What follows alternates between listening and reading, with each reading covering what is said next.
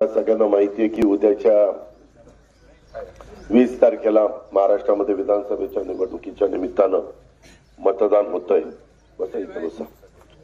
त्या मतदान होत असताना आपण अनेक वर्ष एकमेकाला ओळखतो, अनेक वर्ष मी तुमच्या सगळ्यांचं प्रतिनिधित्व करतोय, परंतु यावेळेस थोडंसं वेगळ्या प्रकारची निवडणूक झालेली आहे.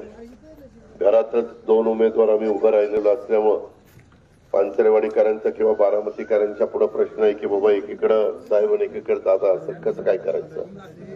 तुम्हाला माहिती आहे की लोकसभेच्या निवडणुकीच्या निमित्तानं तुम्ही साहेबांच्याकडे बघून सुप्रियाताईंना मतदान केलं.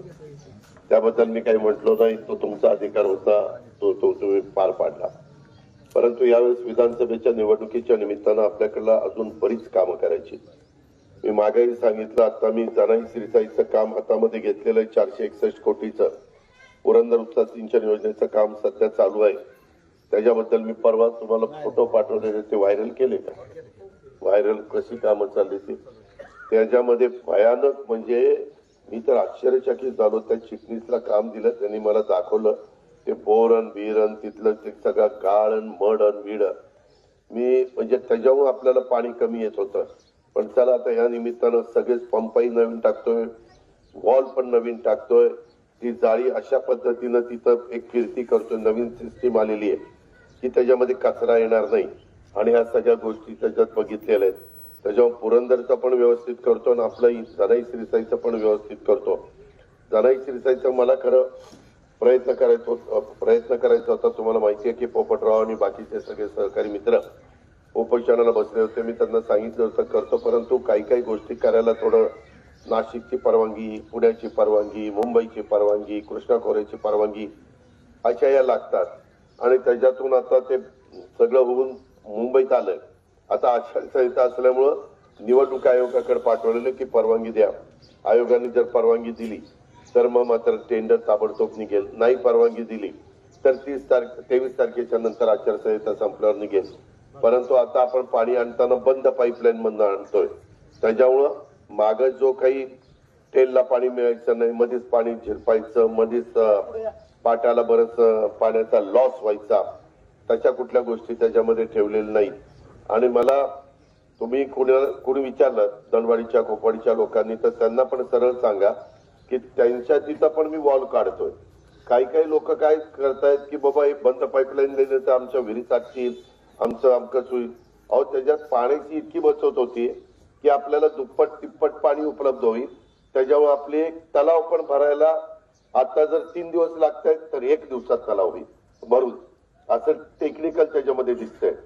जसं पूर्वीच्या काळामध्ये जुन्या लोकांना आठवत असेल, पालानी असायच्या, पाणी उचलायचे पालानी टाकायचे, नंतर ते पालानी खाली जायचं. नंतर बंद पाईपलाईन आल्यानंतर इकडं बटन दाबलं की तिकडं उपळा सुरू होतोय. त्याच पद्धतीनं आपण करतोय. मी फार चांगल्या म्हणजे पूर्वीच्या काळामध्ये आपलं तुमचा विश्वास बसणार नाही. मी ज्यावेळेस ह्याची पुरंदर उपसा सिंचन योजनेची फाईलवर सही केलेली होती, त्यावेळेस 220 कोटी रुपयामध्ये पुरंदर उपसा सिंचन योजना सगळी झालेली होती. आणि आता जनाई सिरसाईला पुढचं बंद पाईपलाईनचं काम आणि नवीन पंप, नवीन मोटारी, नवीन सगळ्या गोष्टी करायला मला 461 कोटी रुपये लागतात. एवढं तफावत त्याच्यामध्ये झालेला आहे. परंतु त्याला नाईलाज आहे. जर शेतकऱ्याला व्यवस्थित पाणी द्यायचं म्हटलं तर ते दिल्याशिवाय गत्यंतर नाही. दुसरा महत्वाचा विषय म्हणजे तुमचा कांद्याचा. ज्यावेळेस कांदा निर्यात बंदी उठवली, आपण तिथं त्यांना सांगितलं की हे चालणार नाही. त्याचा खूप मोठा फटका हा आम्हाला त्या ठिकाणी बसतोय. त्याच्यावर कांदा निर्यात बंदी उठवावी लागेल. आता पानसरेवाडीकरांना तुम्हीच सांगा की कांद्याचा भाव काय चाललेला आहे. चांगल्या पद्धतीनं भाव त्या ठिकाणी चाललेला आहे. तुम्हाला 50-60 मिळत असलं तर ग्राहकाला मात्र जास्त मिळतोय, पडतोय भाव, पण त्याला इलाज नाही. ज्यावेळेस आम्ही काम करत असताना आता काय होतंय, मी तुमच्या सगळ्यांच्यामुळे उपमुख्यमंत्री होतो, मी राहायचो मुंबई. मी त्या ठिकाणी काम गोळा करायला सांगायचो आणि मग तिथनं 25-15चे पैसे पाठवायचो, 30-54 पाठवायचो, बजेटमधले पाठवायचो, डीपीडीसीचे पाठवायचो. ठोक तरतूद एक माझ्या हातात होती, मी करून घेतलेली होती, त्याच्यातनं पाठवायचो. माझा एवढा त्याच्यामध्ये हे होतं, माझं मत होतं की त्याच्यातून आपल्या वाडी वस्तीवरचे रस्ते व्यवस्थित व्हावे. कुठं तुम्हाला ड्रेनेज करायचं असेल तर ड्रेनेज करावं, अंडरग्राऊंड ड्रेनेज. कुठं तुम्हाला पिण्याच्या पाण्याच्या योजनेच्या करता काही व्यवस्था करायची असेल तर ती त्या ठिकाणी करावी. आता आपण ही झालेली कामं आहेत त्या करायची झालेली जनाई सिंचाई मध्ये जो काही भाग राहिलेला असेल तो त्या ठिकाणी मी करीन, कारण बंद पाईपलाईन आल्यानंतर हे सगळं कव्हर होईल. त्याबद्दल तुम्ही तीळमात्र शंका मनामध्ये बाळगू नका, माझी अतिशय नम्रपणे सूचना आहे. आपण याच्यामध्ये बऱ्याच गोष्टी तुमच्या इथं एकूण किती कोटीची कामं केली? 10 कोटी रुपयाची कामं केली. पानसरवाडीकरांना माहिती का 10 कोटीची कामं झाली? नाही ऐकत होय, कुणीच बोलत नाही. क्वालिटी आहे का? तू बोलू नको. त्याच्यामध्ये मला खरंच सांगा काय होतं, मी इतका जीव होतो, प्रयत्न करतो, रात्रंदिवस राबतोय, पण त्याचा जर कुणी गुत्तेदारांनी खराब काम केलं किंवा कॉन्ट्रॅक्टर, तिकडे गुत्तेदार म्हणतात, मी तिकडच्या भागात नाही आल्यामुळे म्हणतात, कॉन्ट्रॅक्टरनी, तर त्याचा दोष मलाच मिळतोय. आता मी म्हणतोय कुणाला काम द्यायचं काय द्यायचं ते अधिकाऱ्यांचं काम आहे, पण याच्यामध्ये दुरुस्ती आपण पुढे करू. आता नवीन लोकांचं पण काहीतरी चाललंय की दादा थोडस तुम्ही 30 लोक रिपीट करताय, आता आम्हाला पण संधी द्या. आपण पुढच्या वेळेस नवीन लोकांना पण वेगवेगळ्या ठिकाणी आपल्या ज्या संस्था आहेत तिथं संधी देण्याचं काम, कारण आपला खरेदी विक्री संघ, दूध संघ या 2-3 संस्था तर आपल्या बिनविरोधच होत असतात, त्याच्यामुळे तिथं कधी निवडणुका होतच नाहीत. आपण एकत्र बसतो आणि मार्ग काढतो. तशा पद्धतीनं त्या ठिकाणी करू. आणि आता काहीतरी तुमचं म्हणजे मी काय केलं, राज्याचा जाहीरनामा एक तयार केला. दुसरा जाहीरनामा आपण विधानसभा मतदारसंघाचा केला. त्या दिवशी बारामतीतनच एकाच दिवशी 11:30 वाजता सगळीकडचे प्रसिद्ध केले. म्हणजे भुजबळ साहेबांच्या मतदारसंघात काय केलं पाहिजे, मुश्रीफांच्या काय केलं पाहिजे, तिकडे दत्ता भांडेच्या काय केलं पाहिजे, तिकडे सुनील टिंगरेच्या तिकडं काय केलं पाहिजे, दिलीप वळसे पाटील, आपले दिलीप मोहिते, तिकडे सुनील शेळके, बेनके, ह्या सगळ्यांचा जाहीरनामा मी महाराष्ट्रामध्ये आपल्या जवळपास 60 जागा लढवतो तिथं तयार केला. आपल्या बारामती तालुक्याचा तर केलाच, परंतु मी गाववाईज जाहीरनामा केला. आता आपण पुढच्या 5 वर्षात इथं काय करायचं, एक तर तुम्ही मगाशी सांगितलं वरच्या आणि खालच्या भागामध्ये पाणी जात नाही, जरा श्रीताईचं ते पाटाच्यामुळं बंद पाईपलाईन बंद आल्यानंतर तो भाग कव्हर होईल, कारण पाण्याची बचतच होणार आहे. बचत होणार आहे म्हणण्यापेक्षा पाण्याचा वायफळ जो काही गैरवापर होत होता, पाणी कुठंही इकडं तिकडं ओढ्या नाल्याला जायचं किंवा एखादी चारी भरल्यावर मग पुढं पाणी सारखायचं, हे पाण्याचं जे वेस्टेज होत होतं ते आता काही होणार नाही. आता आपल्याला पानसरेवाडी तर्टेवस्ती येथील म्हसोबा मंदिरचा सभा मंडप, पानसरेवाडी येथील पानसरे बोबडेमळा जोड रस्ता, आमच्या पानसरे वस्ती ते बोबडेमळा जोड रस्ता, डबल काय आलं रे, सुपा नारोळी रस्ता ते सोपान काका वस्ती तर शेरीत वस्ती तांबे वस्ती रस्ता, बोबडेमळा अंतर्गत रस्ता, महादेव मंदिर सभा मंडप, बोबडेमळा पुन्हा अंतर्गत रस्ता, तरटे वस्ती म्हसोबा मंदिर सभा मंडप, पानसरेवाडी ते लक्ष्मण लोखंडी वस्ती रस्ता आणि पानसरेवाडी टाकी ते योगेश आढाव घर रस्ता, या पद्धतीने सांगितलेलं आहे. हे आम्ही तुम्हाला काम देत असताना ह्याच्यामध्ये आपण बारामती तालुक्यामध्ये किंवा इकडच्या भागात काय काय केलेले आहेत त्याचे पण आपले फोटो दिलेले आहेत, माहिती करता.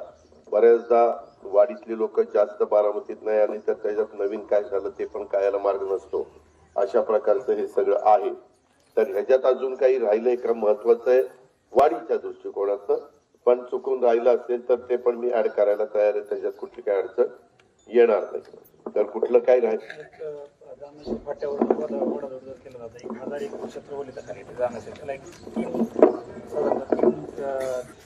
किती अंतर बसते किती अंतर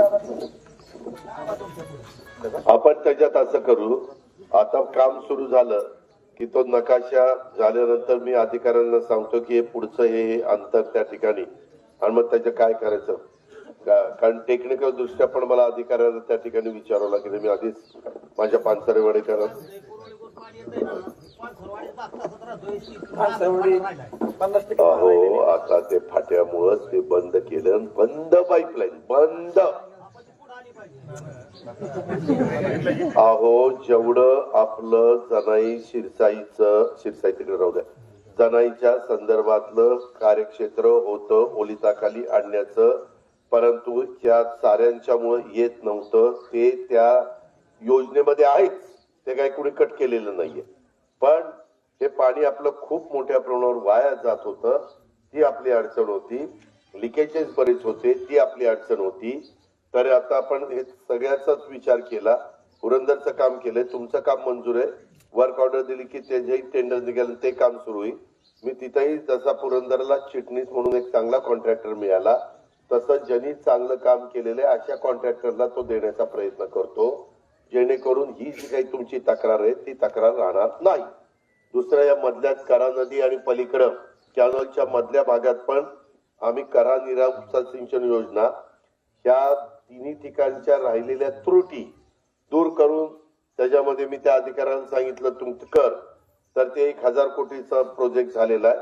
त्यालाही आपण आता मान्यता देऊन तेही काम करायचं, जेणेकरून आपल्याला कुठल्याही भागामध्ये पाण्याची कमतरता त्या ठिकाणी भासू नये अशा प्रकारचा त्याचा दृष्टिकोन आहे. माझ्या महाराष्ट्रात फिरत असताना आता काल मी तिकडच्या भागात होतो, आज पण मी आता मोहोळला जाणार आहे. मोहोळवरून आज काय चंदननगर खराडे हे जुन्नर आहे, खेड आहे, देवळाली आहे, नाशिक आहे, अशा काही काही ठिकाणी मी जाणार आहे. पण मला तिथं सांगायचं महिला खुश आहे. आता इथं महिला ज्या बसल्यात सगळ्यांना माझ्या लाडकी बहिणीचे पैसे आले का? आले. या योजना तुम्हाला आश्चर्य वाटेल महिलांनो, मायमाऊलींनो, 2,30,00,000 महिलांना महाराष्ट्रामध्ये आम्ही त्यांच्या अकाउंटला पैसे देतो. तुमच्या अकाउंटला पैसे येतात, मध्यस्थी कुणी नाहीये. आणि दिवाळीच्या आधीच मी ऑक्टोबर महिन्यातच ऑक्टोबर-नोव्हेंबरचे पैसे सोडले. त्याच्यामुळं तुम्हाला ह्याच्या आधी घरातले पुरुष मंडळी पैसे द्यायचे, परंतु हिशोब मागायचे की काय झालं, किती बाजार, अमकं समकं. हा त्याला तुम्हाला हिशोब द्यायचा नाही. तुमचे पैसे तुम्ही सबल व्हावं, तुम्ही सक्षम व्हावं, तुम्ही त्याच्याबद्दलचा निर्णय त्या ठिकाणी घ्यायचा, त्याबद्दल तो तुमचा अधिकार. म्हणून ही योजना आणली. दुसरी पण 3 गॅस सिलेंडरची आणली. तिसरी आमचं 3-5-8-5 ज्याचं दूध आहे त्याला 7 रुपये आता 1 ऑक्टोबर पासून लिटरला केलेले. पहिले 5 रुपये होते. बहुतेकांना 5 रुपये त्या ठिकाणी मिळालेले आहेत, जे बारामती तालुका दूध संघाला दूध घालतात त्यांना. आता 7 रुपये 1 ऑक्टोबर पासून त्या ठिकाणी मिळतील. म्हणजे 28 आणि 7 35 रुपये मिळाल्यानंतर दुधाला पण आपल्याला बऱ्यापैकी परवडेल. त्याचबरोबर वीज माफी 7,5-7,3,5 ते पण तुम्हाला झिरोचं बिल आलं का? कशावर ऐका, झिरोचं बिल येईल, हा माझा शब्द आहे. मी खोटं बोलणार नाही. तुम्हाला मागचं बिल पण द्यायचं नाही, चालू बिल पण द्यायचं नाही, आणि पुढचं बिल पण द्यायचं नाही. ह्या सगळ्या गोष्टी आहेत. परंतु हे करण्याच्या करता आपल्याला पुन्हा एकदा महायुतीचं सरकार आणावं लागेल. आणि त्याच्या संदर्भात तुम्ही नेहमीच मला साथ दिली. आजपर्यंत तुम्ही घड्याळालाच बटन दाबत आलेला आहे. थोडस लोकसभेला काहीतरी गंमत केली, परंतु ठीक आहे, मी आता त्याचं काढत नाही. आता मात्र विधानसभेला गंमत करू नका, नाहीतर तुमची जम्मतच होईल. मी खोटं नाही सांगत, तुमच्या लक्षात येत नाही. काही भावनिक करायचा प्रयत्न केला तर त्याची इतकी मोठी किंमत बारामतीकरांना मोजावी लागेल. परत बारामतीकरांना कुणी वाली राहणार नाही. साहेबांनी सांगितलं 1.5 वर्षांनी मी त्या ठिकाणी परत उभा राहणार नाही, निवडणूक लढवणार नाही आणि खासदार पण होणार नाही. त्याच्यानंतर कोण बघणार आहे याचा विचार करा. आणि कुणात तेवढी धमक आहे, कुणात तेवढी ताकद आहे, कोण शब्दाचा पक्का आहे.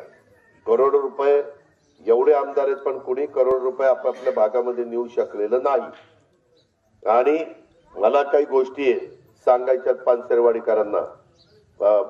पानसरे या भागामधले माझ्या लोकांना, गावच्या पुढाऱ्यांचा राग काय माझ्यावर काढू नका. मी काही चुका केलेल्या नाही. मी असायचो मुंबईत, मी मुंबईत योजना मंजूर करायचो, पैसे मंजूर करायचो, तुम्हाला पाठवायचो. तालुक्याच्या पण पुढाऱ्यांचा नाराजी माझ्यावर काढू नका, भावनिक होऊ नका. आता काय कोणतरी मला म्हणायला लागले की आता काय केले त्यांनी, नुसताच साहेबाचा मोठाच्या मोठा फोटो लावलाय आणि ती त्यांचं खूण लावली. साहेबाची इलेक्शनच नाही ना, साहेबाची इलेक्शन आहे का? नाही नाही, ठीक आहे. आता तुम्हाला बारामतीकरांना सांगतो, मला तुम्ही 91 पासून आमदार केलं, खासदार केलं, तेव्हापासून कधी प्रतिभा काकी आल्या बाहेर? आताच म्हणजे काय नातवाचा पुळका आला मला तर काय कळत. जर एक मिनिट, जर मी खाताडा पेताडा काही गंजाडी पिंजाडी असतो तर गोष्ट वेगळी. त्यानं वाटोळ केलं बारामतीचं, ही फार बाद झालेला आहे. आता ह्याच्या हातात बारामती ठेवली तर फार बारामतीची ही वाटच लावेल, असं काही असतं तर गोष्ट राजेश बरोबर आहे, बरोबर आहे ना. आता मी तुमच्याकडं मत मागायला आलो त्यावेळेस मी पहिल्यांदा विकास सोसायटीचा पंच झालो, मग तिथं चेअरमन झालो, मग नंतर आमच्या साखर कारखान्याचा डायरेक्टर झालो, नंतर बारामती तालुका दूध संघात बसायला 87 ला सुरुवात केली. 4 वर्ष मी काम करत राहिलो आणि त्याच्या आधी तर मी 84 ला बारामती आपल्या छत्रपती कारखान्याचा संचालक झालो. माझं काय झालंय, मी काही टीका समोरच्याला करायला गेलो तर ती माझा आहे पुतण्या, ती आहे मुलासारखा. पुन्हा आम्हीच आमच्या घरातल्यांची एकमेकाची निकाती करतोय असं होईल. नाही तर असं केलं की पुन्हा आमचा नाभिक समाज नाराज होणार, दादाने असं केलं. त्यामध्ये ते मला करायचं नाही. मी पुन्हा तुम्हाला सांगतो, भावनिक त्या ठिकाणी होऊ नका. मी काकींना इलेक्शन झाल्यावर विचारणार आहे काय एवढा पुळका आला होता त्या नातवाचा तुम्हाला, त्यावेळेस मी विचारेन, परंतु आता विचारण्याची वेळ नाही. कधी आपल्या बारामतीमध्ये ही गोष्ट आपण केली नाही. एवढ्या निवडणुका लढवल्या. काल मला सांगितलं त्या महिलांना 500 रुपये रोजाने तिथं आणून बसवलं 11 ला. 2 वाजल्यानंतर 3 वाजल्यानंतर त्या महिलांना पाणी नाही, चहा नाही, चहा पाणी देतो अशातला भाग नाही, पण पैसे नाही, काही नाही. ही बारामतीमध्ये पद्धत नव्हती. आता सगळ्या काही गोष्टी सुरू झाल्या तर ठीक आहे, ज्याच्याकडे पैसे आहेत ते त्या ठिकाणी तशा पद्धतीने खर्च करतायत.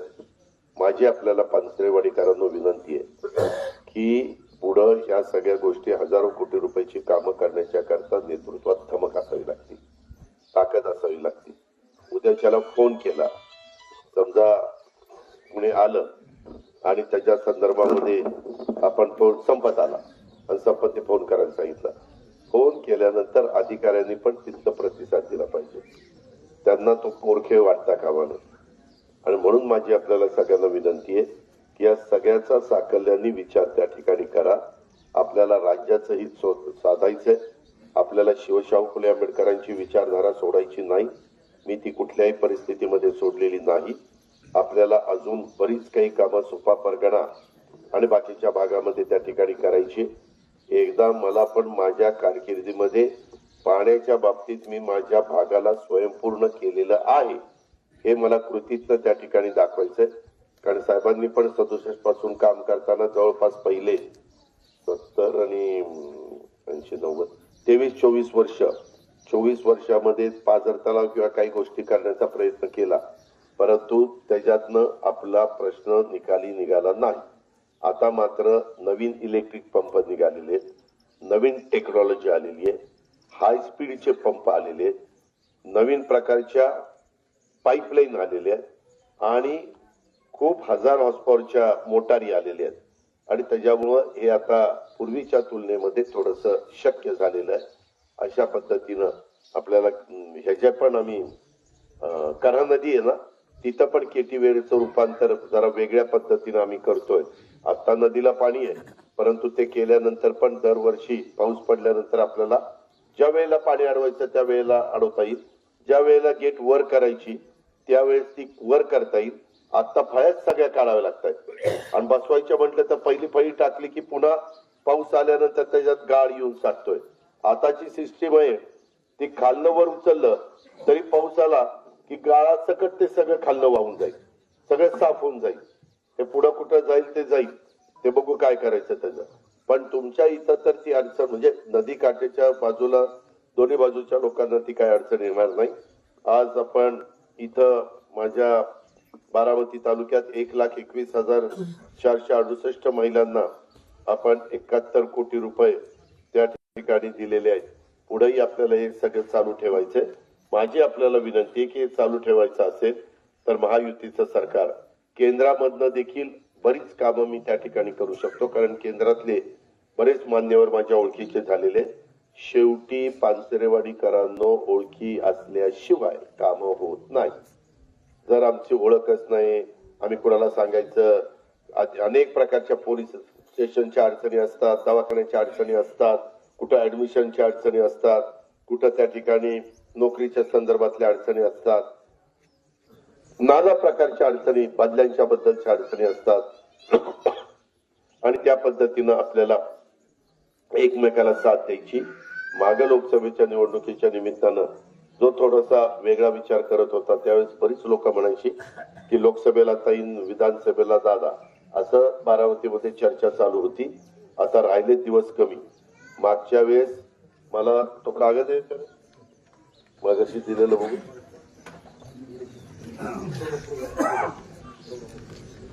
अरे मागाशी दिलेला कागद पेन्सिल न दिलेला तो नाही. तो काय रे काय सगळं.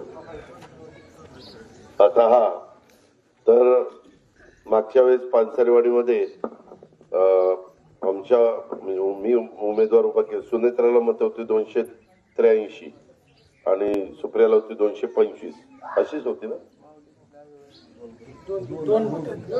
तेच ना, दोन अशा पद्धतीनं हे झालेलं होतं. तर यावेळेस मात्र चांगल्या पद्धतीनं तुम्ही त्या ठिकाणी मतदान करावं अशा प्रकारची माझी तुम्हाला सगळ्यांना आग्रहाची नम्रतेची विनंती आहे. आणि ती विनंती करण्याकरताच आपलं 1 नंबरलाच नाव आहे. आणि त्याच्यानंतर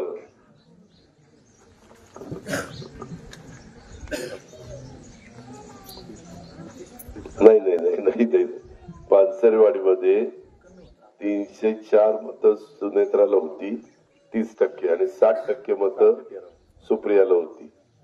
हे सगळं चुकीचं आहे. काही काय म्हणतोय, अरे दोन्ही पोल मिळून 1365 मताचं मी सांगतोय. गाव निवड झालेलं मतदान 1008 होतं आणि त्याच्यातनं हे बायफर्केशन त्या ठिकाणी होतं. त्याच्यामुळं मी म्हणलं पानसरेवाडीकरांना जाऊन जरा नमस्कार करावा, काय फरक पडला तर पडला. बरोबर आहे, पण ते बटन दाबताना पण सगळ्यांनी दाबलं तर मला त्याचा उपयोग होईल अशी माझ्या मायमाऊलींना, माझ्या भगिनींना, आमच्या सगळ्या वडीलधाऱ्यांना, माझ्या तरुण सहकाऱ्यांना विनंती आहे. आणि पुढची अजून राहिलेली कामं देखील खरं तर आता बोलू नये, पोपटला सभापती मी केला. मी सगळे गेले 30 वर्ष मामाला उपाध्यक्ष, जिल्हा परिषदेचा अध्यक्ष. त्यावेळेला माझं काय झालंय, मी ज्यांना पद दिली ना तीच माझ्या विरोधात गेली आणि ज्यांना नाही दिली ती झाली ना ती राहिली. काही अपवाद सोडून द्या, परंतु जिऱ्यात भागात जरा तसंच झालंय.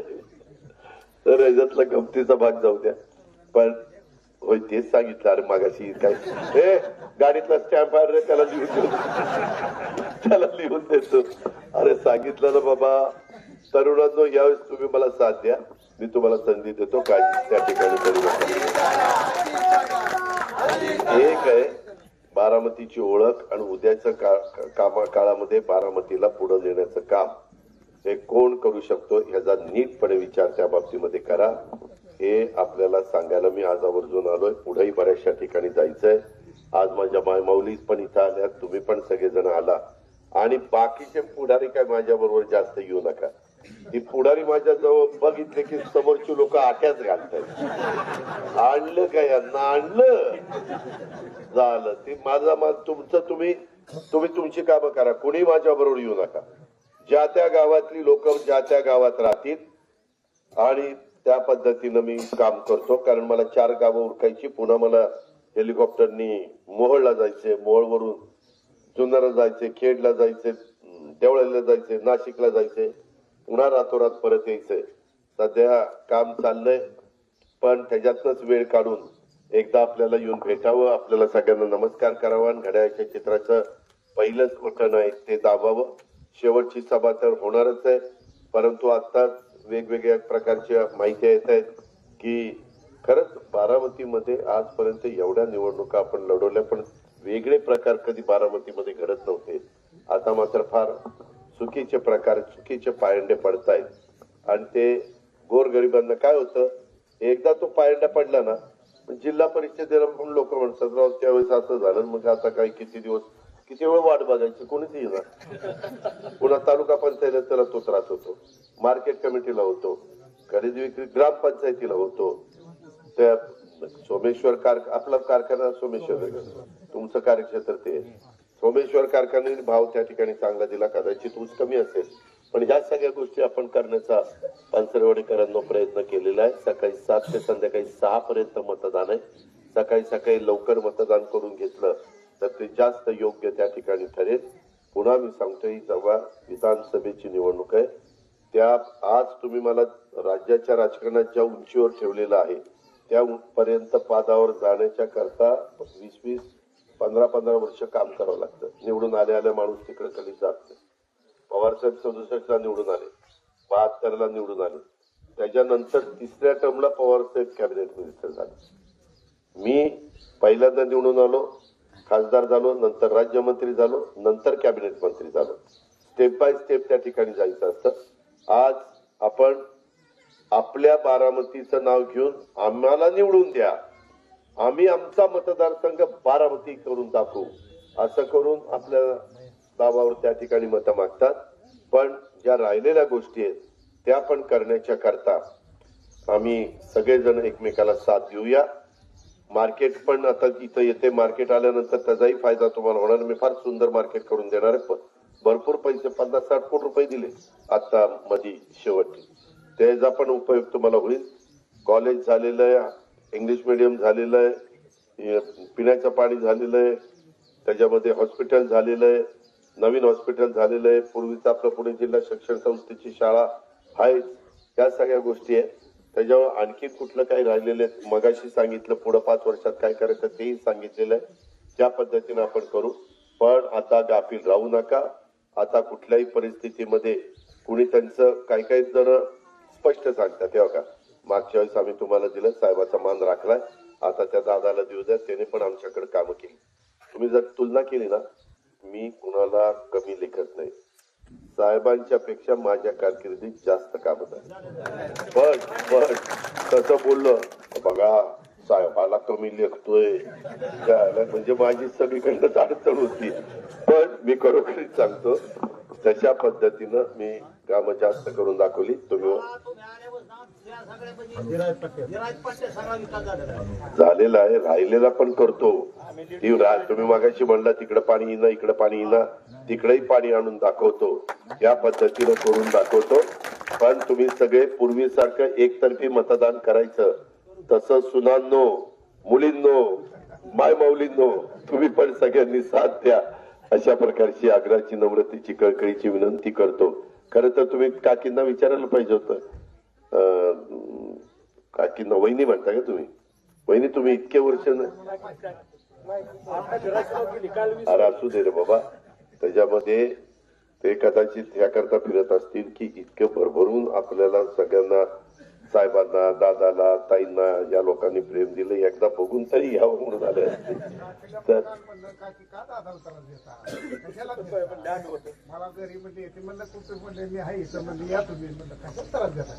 ठीक आहे, हा हे असलं प्रेम नको. तर ठीक आहे, अरे ठीक आहे रे बाबा, ही सगळ्यांनी आपापली, आणि तुम्ही पण इथल्या बसणाऱ्यांनी ना तुमची पण घरची आणि तुमच्या जवळची पण मतं त्या ठिकाणी सांभाळा. काहींचं काय जवळची मतच नाही तर लांब गावचं राजकारण करायला निघतंय, तसं काही त्या ठिकाणी करू. त्या संदर्भामध्ये ऐका ना, राजवर्धनला सांगा, त्या पद्धतीनं आपण त्यांना घेऊन येऊ आणि पुन्हा त्यांना पोहोचू. ते फक्त त्याची यादी द्या आणि त्याच्याबद्दलची जबाबदारी वेगवेगळ्या जिल्हा परिषद वाईज त्या लोक त्यांच्यावर टाका. पण खरोखरीच ती बाहेर असली पाहिजे. येत राहू. ठीक आहे, तर आता पुढच्या कार्यक्रमाला जातो. पुन्हा एकदा विनंती करतो, घड्याळ घड्याळ घड्याळ. धन्यवाद.